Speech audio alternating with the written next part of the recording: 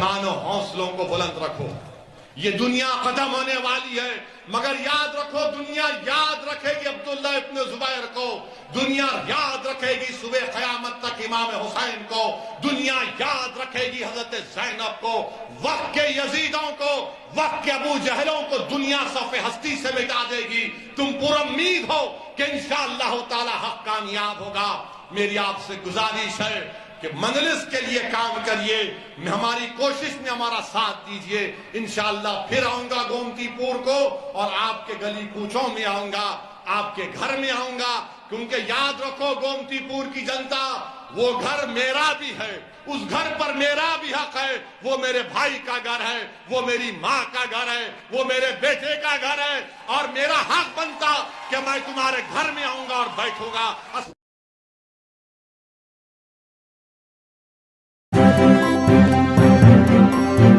Media voice آپ کی آواز.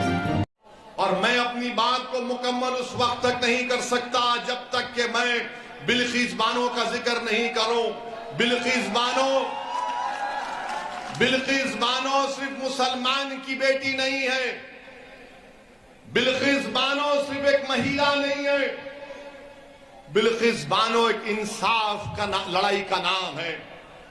جس مہیلا کو جو 5 مہینے کی پریگننٹ تھی، بڑی تعداد میں نوجوانوں کو دیکھ رہا ہوں، شاید نوجوان تم کو یاد نہیں ہوگا بلقیس بانو کا واقعہ. بلقیس بانو 5 مہینے کی پریگننٹ تھی. بلقیس بانو کے ساتھ 3 سال کی بیٹی تھی. بلقیس بانو کے ساتھ اس کی ماں تھی، اور دنگائیوں نے بلقیس بانو کو روک کر اس کی عزت لوٹی، اس کا بلاత్కాر کیا. بلکہ جی نہیں بھرا تو بلقیس بانو کی ماں کا بھی بلاత్కాر کیا. جب جی نہیں بھرا تو بلقیس بانو کے ساتھ جو مہیلا تھی ان کا بھی بلاత్కాر کیا.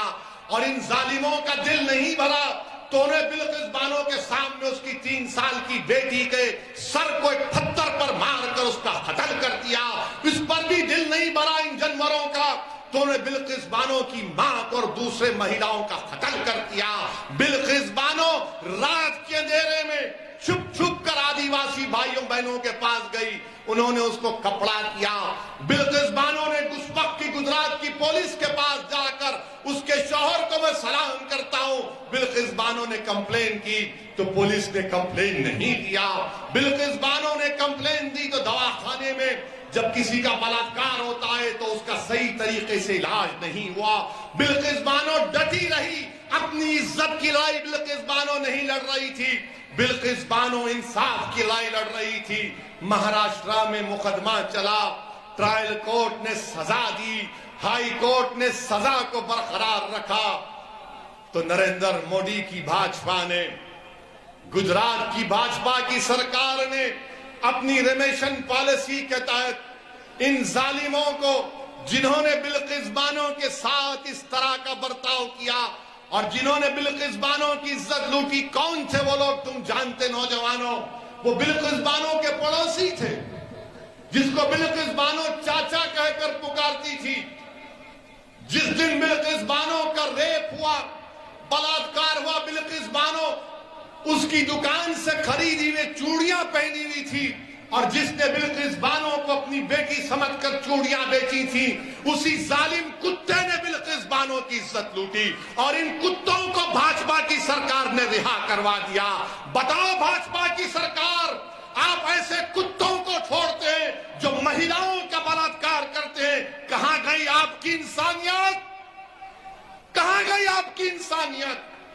بلقیس بانو مسلمان کا ایشو نہیں ہے، بلقیس بانو مہیلاؤں کا ایشو نہیں ہے، بلقیس بانو انصاف کا مدعا ہے. اور انصاف پکار پکار کر بھارت کے پردھان منتری سے پوچھ رہا ہے کہ بتاؤ بھارت کے پردھان منتری، آپ نے کہا تھا کہ بیٹی بچاؤ بیٹی بچاؤ، کیا بلقیس بانو آپ کی بیٹی نہیں تھی پردھان منتری؟ بتاؤ ہم کو آپ، کیا بلقیس بانو آپ کی بیٹی نہیں تھی؟ بھاجپا والوں، کیا بلقیس بانو سے جو برتاؤ کیا گیا، بتاؤ کیا ظلم ہوا بلقیس بانو پر؟ آج بلقیس بانو اپنے گاؤں کو جانے سے ڈرتی ہے، بلقیس بانو اپنے گاؤں کو جانے سے ڈرتی ہے. اور کیا کانگریس نے بلقیس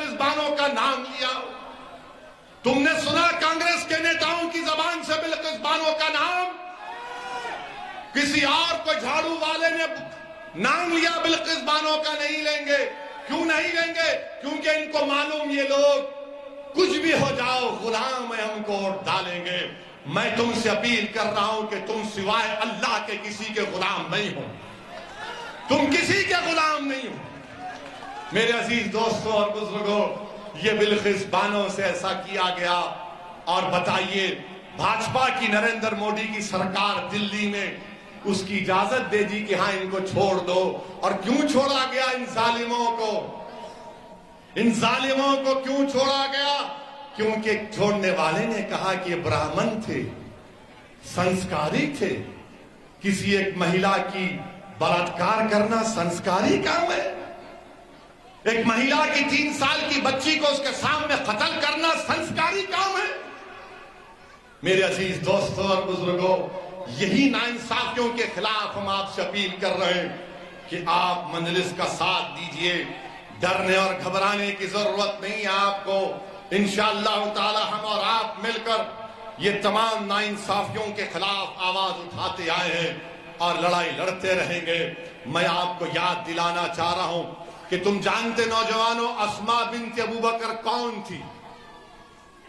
اسماء بنت ابوبکر کون تھی؟ اسماء بنت ابوبکر حضرت صدیق اکبر کی صاحبزادی تھی۔ جب غار سور میں رسول اللہ صلی اللہ علیہ وسلم صدیق اکبر کے ساتھ تھے تو حضرت اسماء بنت ابوبکر گھر سے کھانا پکا کر اتنی اونچی پہاڑی پر روز جا کر کھانا دیتی تھی۔ تو رسول اللہ صلی اللہ علیہ وسلم نے ان کو کہا، ان کو لقب دیا کہ یہ ذات و نعت و خوان ہے۔ وہ اسماء بنت ابوبکر، جب ابو جہل کو معلوم ہوا کہ محمد صلی اللہ علیہ وسلم جا چکے ہیں تو اسماء بنت ابوبکر کے گھر کو آ کر اس نے پوچھا، بتاؤ اسماء، کہاں ہے تمہارا باپ اور کہاں ہے محمد صلی اللہ علیہ وسلم؟ تو حضرت اسماء نے کہا کہ اگر میں جھوٹ بولوں گی تو شریعت بیچ میں آ جاتی ہے، اگر میں سچ بولوں گی تو وفا ختم ہو جائے گی۔ تو حضرت اسماء بنت ابوبکر نے کہا کہ سن ابو جہل، سنو وقت کے ابو جہل سنو۔ حضرت اسماء نے کہا کہ میں جانتی ہوں مگر تجھے نہیں بتاؤں گی۔ تو ابو جہل نے مکے کے بیچ چوراہے پر حضرت اسماء بنت ابوبکر کو منہ پر تماچا رسید کیا۔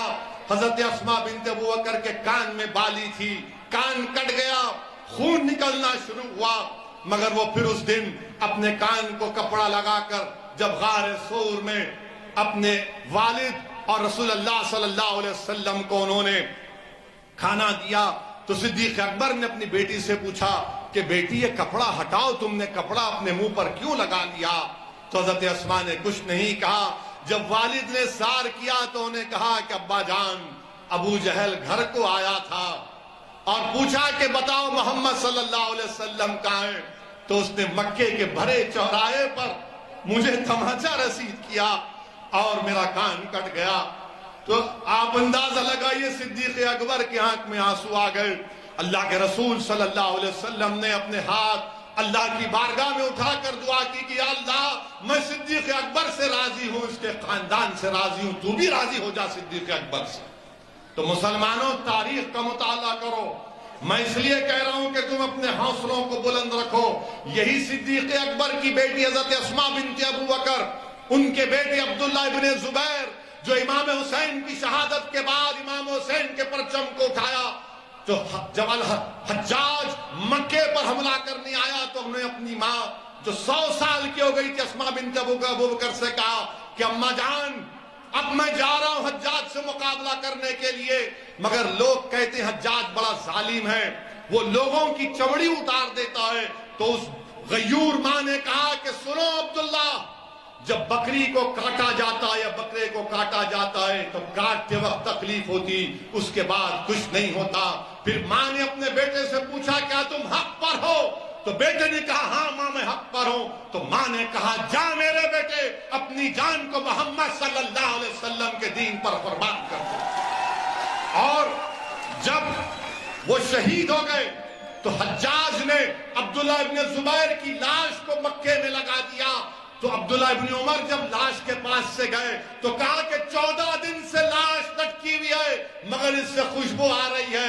تو کسی نے پکار کر کہا کہ جب عبداللہ ابن زبیر پیدا ہوئے تھے تو محمد صلی اللہ علیہ وسلم نے اپنی زبان مبارک سے کھجور کو چبا کر پہلی غذا اگر عبداللہ ابن زبیر کے جسم میں ڈالی تو رسول اللہ صلی اللہ علیہ وسلم نے اپنا لعاب دہن سے چبا ہوا کھجور ڈالا. تو لوگوں نے کہا کہ جس کے جسم میں محمد صلی اللہ علیہ وسلم کا لعاب دہن چلا گیا اس کے جسم سے کبھی بدبو نہیں آ سکتی. تو مسلمانوں حوصلوں کو بلند رکھو.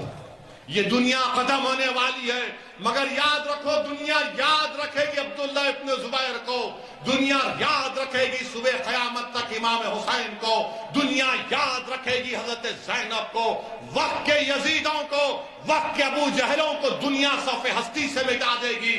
تم پر امید ہو کہ انشاءاللہ تعالی حق کامیاب ہوگا. میری آپ سے گزارش ہے کہ مجلس کے لیے کام کریے, ہماری کوشش میں ہمارا ساتھ دیجئے.